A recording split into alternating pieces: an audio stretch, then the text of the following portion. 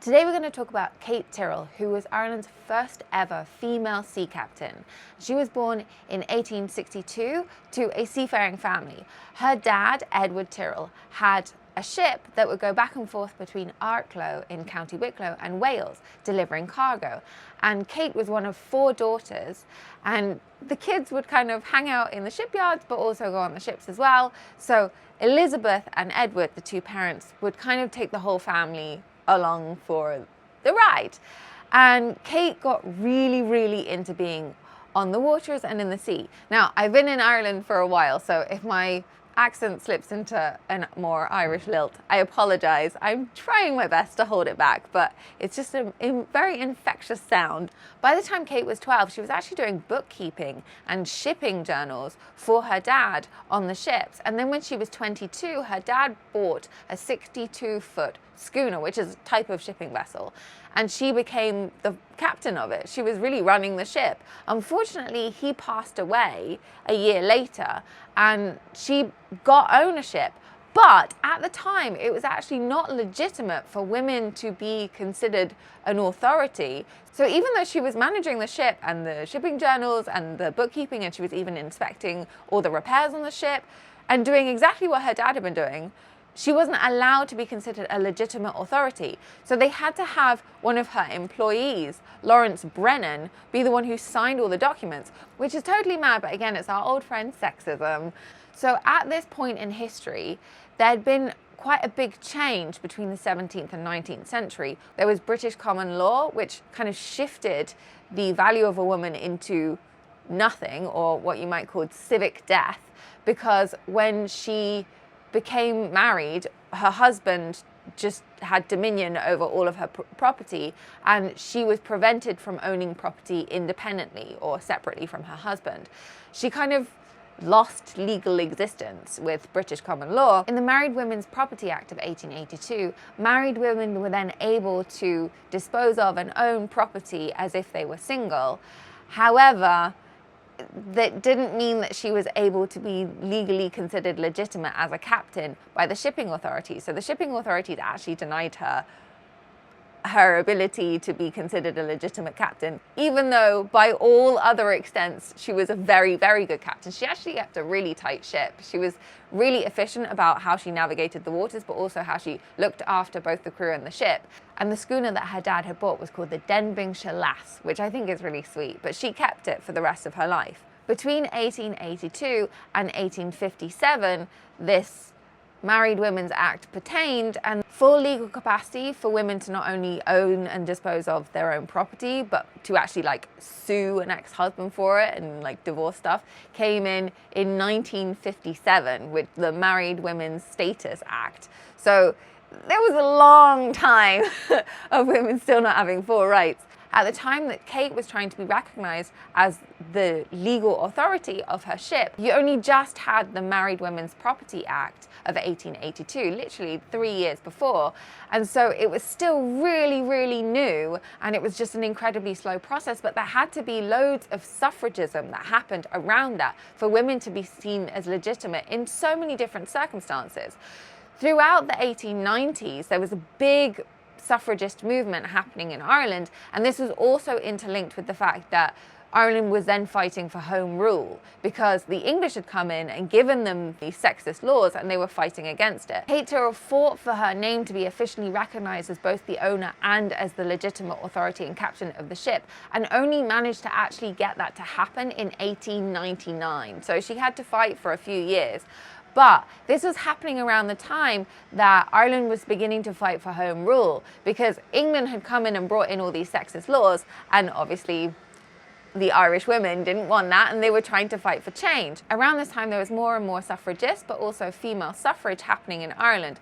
But you had got to a point where the political parties, the parliament, was becoming extremely divided. So, for example, you had MPs like William Redmond and Thomas Kettle who were in favour of women's suffrage. But then you had people like MP John Dillon who said things like, women's suffrage, I believe, will be the ruin of our Western civilization. It will destroy the home, challenging the headship of man laid down by God. It may come in our time, I hope not mine. So you had this really strong divide in Parliament between those who support women's suffrage and those who don't. However, the suffragist movement realized that when the Home Rule Bill was potentially coming forth, there was actually no provisions made for women's suffrage. So on the 13th of June 1912, 8 members of the IWFL, which was like a suffragist movement, smashed the windows of Dublin Castle and started to create a real militant movement for the suffragists. Subsequently, they were all arrested and imprisoned for a period of time, and over the next 2 years before the outbreak of war in 1914, there were 35 convictions of suffragists in Ireland for suffrage activities. But during that time, the suffragist movement actually doubled in size. There was a lot of suffrage meetings happening between 1912 and 1914 in Wicklow, where Kate lived, and she was getting to see some really impassioned speeches. There was an Irish suffragist and Labour activist called Louise Bennett who gave these like really characteristically feisty speeches, and she said, "We have been mistreated disgracefully by politicians, but we are still here, never defeated, and will come here again and again until we have a branch of the Reform League here in Bolton Glass," which is in the kind of same area as she was in. And it's believed that Kate actually went to some of those speeches that Louis was giving. To give an example of just how good Kate was at captaining and navigating her ship, the Denbighamshire Lass didn't actually stop service during the World War, even though it had to navigate mines and it had no insurance. It went through the entire First World War without any incident.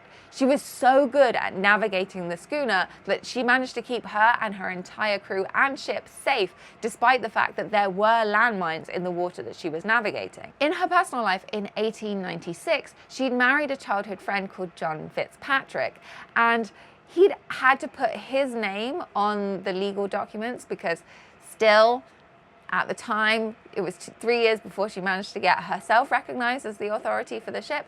But she did a really, really feminist act, which was kind of unheard of at the time, which was that she kept her own last name. She remained Kate Tyrrell and didn't take on Fitzpatrick. In 1900, she had her first child called James. And then 5 years later, she had Elizabeth, named after her mum, in 1905. However, after her second child, her health really declined and she was less and less capable of being on the schooner and actually being on the water. And unfortunately, she wasn't able to travel on the ship as much, even though she loved it so much. She remained an active feminist, still going to meetings, still going to gatherings and fighting for women's rights, and also being very strong about the fact that she would be called Kate Tyrrell and not known by Kate Fitzpatrick. However, it still took a long time for the feminist movement to get the right. So you had the First World War, which really slowed down the suffragist movement in a way, but they kept fighting, they kept meeting, they kept discussing it. It's just that, you know, there was a big distraction happening in the world.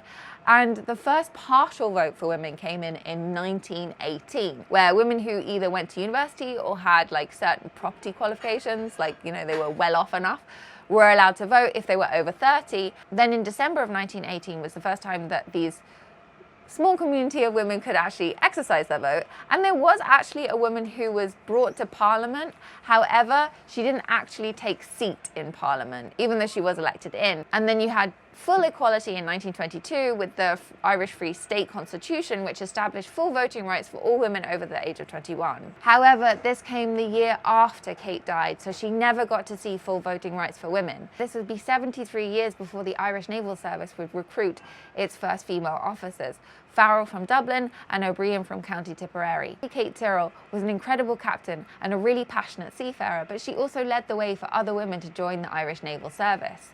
It's really, really difficult to remember the women who actually made political change if they don't get recognized, if they can't even sign their name on the property that they own and be authorities of the ship that is in their possession. This is why history work is so important, to understand how we've got the freedoms that we have now, because if those women's names are buried and they aren't even recognized or they can't even hold their own name, we will never know them. So to Kate Tyrrell, thank you for the work that you did in giving the pathway for other women to become seafaring captains.